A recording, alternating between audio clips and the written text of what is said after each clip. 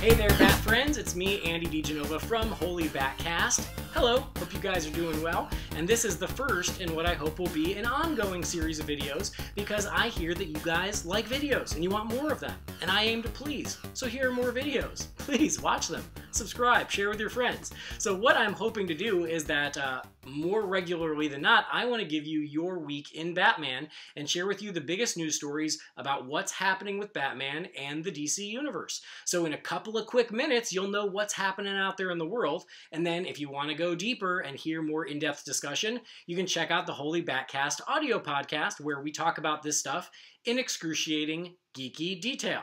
So that's the plan. I hope you like it. So this is the week of December 1st. So let's review the top 5 news stories for this week. Number 1 is the Justice League box office update. So as of a couple days ago, Justice League passed $500 million at the worldwide box office. It's up to about $180 million domestically and $500 worldwide. It took 12 days to hit that mark. It's no secret that the box office for Justice League has not been quite what we hoped. It's been a little sluggish, so the next couple weeks will be very telling as to see how it holds up. $500 million ain't bad, but we hope it can get further and get a little more money in the bank so we can keep seeing these DC films. So it'll be very interesting to see what happens over the next week or two. News story number 2. What do we got? We've got the trailer and poster for Batman Ninja. Now this was initially shared over at New York Comic Con a few months ago, and now we have an official trailer. It is interesting. It's really weird. We've talked about it on the podcast. It's not necessarily my thing. I'm not an anime guy, but I'll tell you the trailer is cool. Interesting thing about the trailer, it's in Japanese with English subtitles, so it'll be interesting to see if we get a English dubbed version here in the States. It's really bizarre, but it's really cool. So I'm interested to see how it turns out. I'll check it out. I'm down, even though it's not my thing. It's Batman, so you know I'm in. So that's coming sometime in 2018. We don't have a release date yet. News story number 3. This is a little bit of old news, but we haven't talked about it yet, and that is that Joe Manganiello shared an official picture of himself as Slade Wilson Deathstroke from, I don't know if this is spoilers, from Justice League. So he shared the first official still of him in full costume, helmet off, and he looks amazing. He looks perfect. He couldn't look better. And hopefully we will see more of Joe Manganiello's Deathstroke very, very soon in another film or in his own film. So that was really awesome.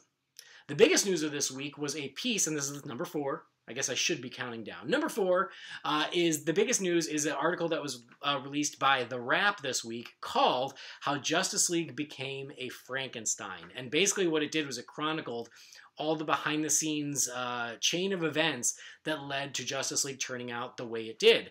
If you listen to the podcast, you know I liked the film, but we know that there was a lot of hands in the film. So some of the highlights from that are the fact that Zack Snyder seemed to get like free reign when it was Man of Steel and even Batman vs. Superman. But then once Batman vs. Superman had the reception it did, things changed drastically. There was talk about possibly firing him, but it's hard to fire a director for a movie that's that far along because they pushed the production so close to each other. They didn't allow themselves much of a bubble to make any changes they wanted to. So even though there was discussion of changing course and getting rid of Snyder, they didn't, but it turns out the studio seemed to be really hard on Zack Snyder at that time. John Berg was on set, and then they did bring in, as we know, Joss Whedon. A lot of this is old information, but it was interesting to see it all spelled out like chronologically so we could just see how it happened. It does say that Joss Whedon was brought in with Snyder's blessing, but then after the tragedy struck the Snyder family, of course, Zack's daughter, and then with the studio interference and with Joss Whedon trying to lighten everything up, it just became not a good situation, and Zack finally stepped away.